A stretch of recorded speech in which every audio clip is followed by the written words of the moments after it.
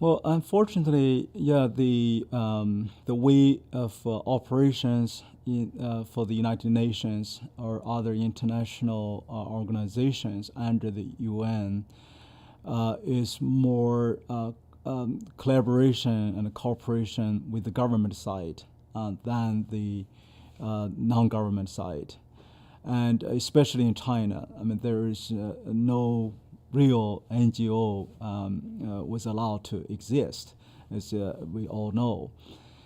And those organizations, especially like the UN, I think by working with the Chinese government, they have their own really blind spots. You talk about the family planning. I mean, every day, according to a realistic estimate, 25,000 forced abortions happening every day in China. And part of the funding from the UN and actually part of the U.S. taxpayers' money are still being used to support this forced abortion and forced sterilization policy. And we can, we have clear evidence and well documented. Every day is happening. I have my own, family members had experienced this horrible, horrible forced abortion and forced sterilization.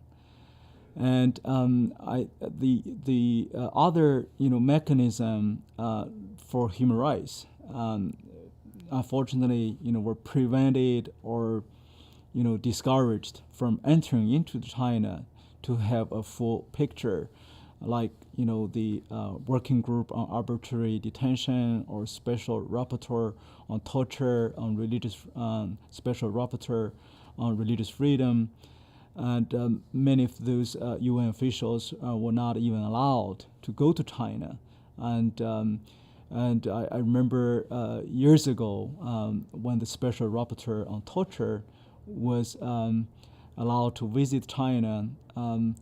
His staff was almost,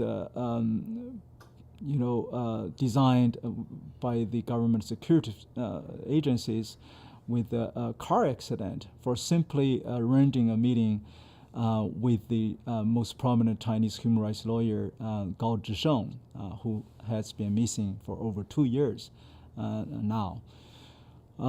So they are prevented from knowing the reality, the true picture of China.